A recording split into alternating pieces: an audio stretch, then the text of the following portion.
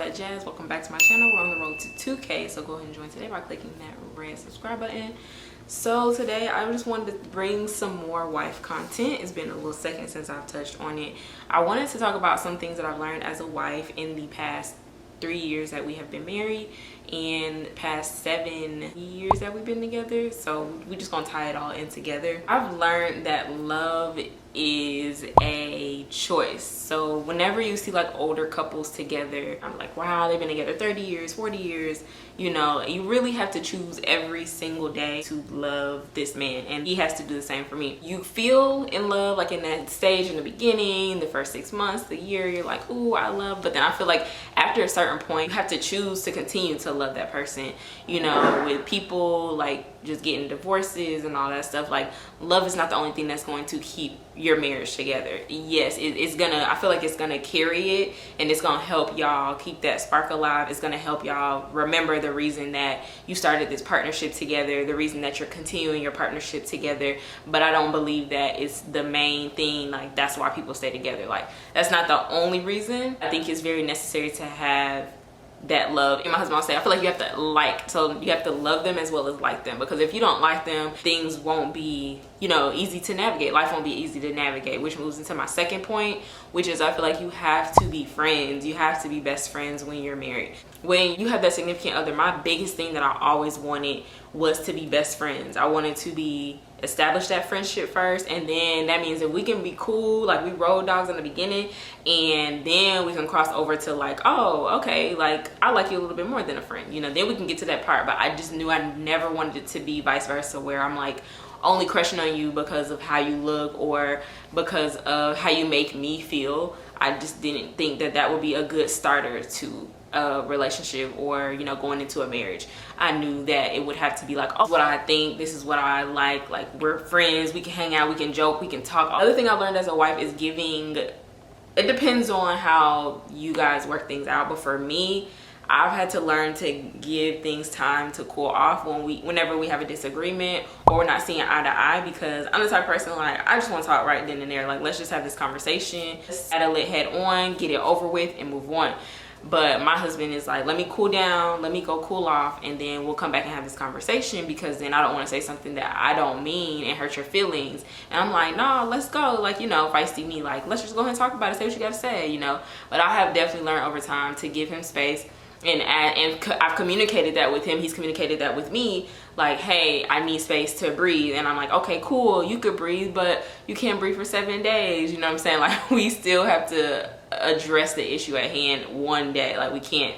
My thing is, I don't like to just leave things hanging or just move on. I would like to have a conversation, so in the future we know what really bothered us, what really frustrated us about it, and we can, you know, chat it out, and then we can move on. But to say, I don't think we ever really have arguments and then we never discuss them. And to me, I'm also learning that every discussion doesn't have to be long and drawn out. It's just like, this is where I was coming from and you understand. This is where you were coming from and I understand. We'll make sure that as much as possible this doesn't occur again, so that we don't keep getting upset about the same things. Marriages aren't perfect, best friends, whatever it is. Like, you really have to value that person and know who they are and understand how they operate, because everybody is different. Another thing I've learned as a wife is to show appreciation, because you get so caught up in the day-by-day life of like going to work, school, home, cook, clean, school, work. You know, we talked about that before. But really showing appreciation of the little things, and it doesn't have to be like, oh, you bought me flowers or I bought you shoes or something like that. No, like the little small things, so that you know I really appreciate it. Showing appreciation and like, hey, thanks for, you know, finishing up the kitchen last night when it was just a lot going on, or thanks for giving them a bath. Ooh, another thing as a wife, I'm still working on this, is to not keep score, because sometimes as a wife your brain operates like, I did 100 million things. And one thing I've learned about men, you gotta love men though, you gotta love them, but a lot of them, now if yours is different, go ahead and comment below, but a lot of them, and this is no shade to hubby, he knows I love him, can focus on one thing at a time. So you throwing all 40 things that's in my brain coming out of my mouth and into like, oh, I want this, or we need to do this, oh, don't forget this, da, da, da, da, can be overwhelming for them. They can complete one task at a time. Women and men's brains are different for a reason, which is why I feel like the partnership works, because we're the caretaker, we're the lover, we're the, oh, don't forget this appointment, oh, don't forget this, what we need in the bag, did you know the kids such and such? And they're the one who's typically like the provider. They're the ones who's like, hey, this is what's going to get us to this point overall. I feel like women are in charge of the small little details and men are in charge of the big overall picture, which is what they're best at focusing on. So I've been learning, like, okay, he can only handle so much. Even my own brain can only handle so much. So for me to say like, ooh, da da da da, these are all my wishes, my wants, my concerns, my needs, our kids' needs, our wants, our concerns, our future goals, our blah blah blah. Like, it is a lot. It's a lot. And so I'm learning as a wife to, like, one thing at a time, approach certain things. Some things aren't priority. Another thing I've learned as a wife is to allow, and I'm still working on that, because is to allow my husband to lead. Because as a woman, I would say as a Black woman, it can be, we come from, depending on your home, we come from a space of like, I got it, I'm independent, I'm a survivor, destiny child type vibe. And it's just kind of like, you don't have to, like, you can relax, you can breathe, you can like just chill and let them lead. You know, if you have the right person that's leading you, you know, that's important to look for those traits when you are expecting them to lead, that they're gonna lead you the right way. And a lot of the stuff is in the Bible, but so I've learned to just be like, okay, you got it. Like, some things I do like might stress about, or I might be like, I don't know, that might be the best route, or I told you so.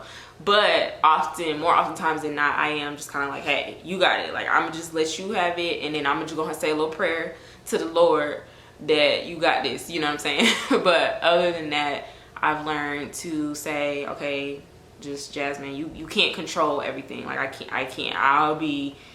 My brain will be gone, y'all, if I try to control every little thing. It's too much. I'm just gonna focus on the kids and the house, which moves on to the next point of, outside of allowing the husband to lead, is biting my tongue. I'm not even gonna lie, y'all, that's really not like that's not my strong point. But I am trying to work to think sometimes, like, is that necessary for you to say or to bring up at this point? So biting your tongue as a wife in a good way, not like, oh, you're scared to say something, no, but y'all, I'm trying to tell you, I think I mentioned this before, but to speak well of my spouse to others, like I said, I will vent and be like, man, you made me mad because blah blah blah blah. But for the most part, and we joke around with each other all the time, to speak highly of your spouse to other, like, if you are having a conversation about, you know, what husbands do, y'all know, as wives or girlfriends, you might be like, girl, he do that too, oh, he do that too, you know, like, we definitely do that. I'm not saying that we don't have those conversations, but as far as, you know, I'm not gonna like dig him down in the dirt like he's just this terrible, awful man. Like, I wouldn't do that. But obviously I wouldn't have married him if that's how I felt. Speaking highly of your spouse, because it'll get you in trouble with mom and dad and mother-in-laws and sister-in-laws and father-in-law, brother-in-law, if you don't, you know, if you're just like, yeah, da da da da, like, then they start getting involved and they don't like your family and your family doesn't like them. It's too much drama. So for the most part, what goes on between us will stay between us, unless we really are seeking advice or seeking, you know, a little bit more insight on a situation. To set realistic expectations for each other. So if he's like, okay, I need this done, this done, this done, you know, realistically, or am I able to complete it? And then if I'm asking him to do something, is it realistic? For example, sometimes he works sun up to sundown. So is it realistic for me to be like, yeah, and then when you get home, make sure that you clean this, or when you get home, make sure you unload the car to do all of this, you know what I'm saying? Like, it's a real partnership, y'all. Like, we really have to prioritize. I've learned marriage is not 50-50. Like, some days he's gonna be 70, I'm gonna be 30. Some days I'm gonna be 70, he'll be 30. If that's what I just said, vice versa. Y'all know what I'm saying, vice versa. It's just not always gonna be 50-50, and that's just not the reality. I've truly learned, you know, it's like, okay, you put in your work, your half, and I'm doing work.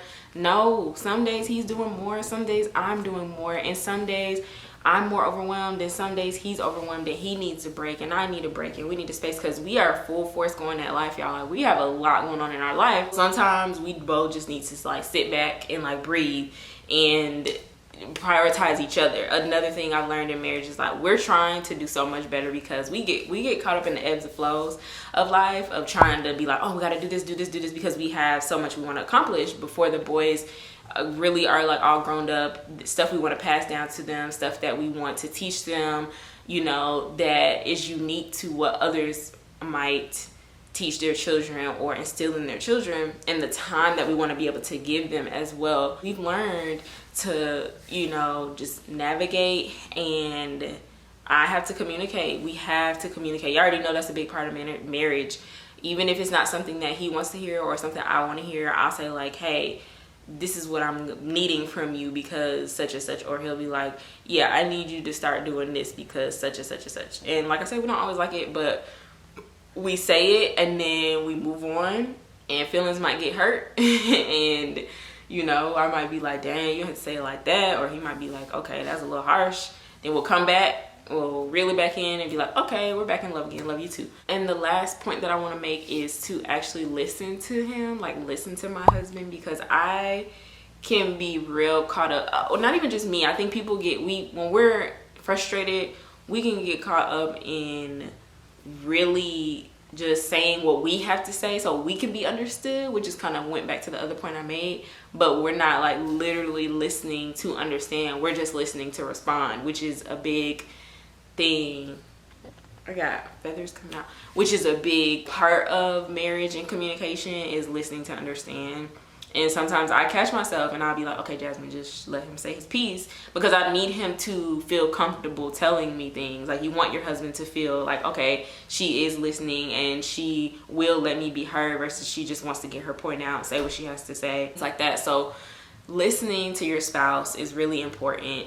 But for the most part, I think that those are just a little bit of the list that I've learned, but most of the majority things that have been learned over time as a wife. And so I hope that this video was helpful for anybody that is becoming a wife soon or is a wife and you can relate.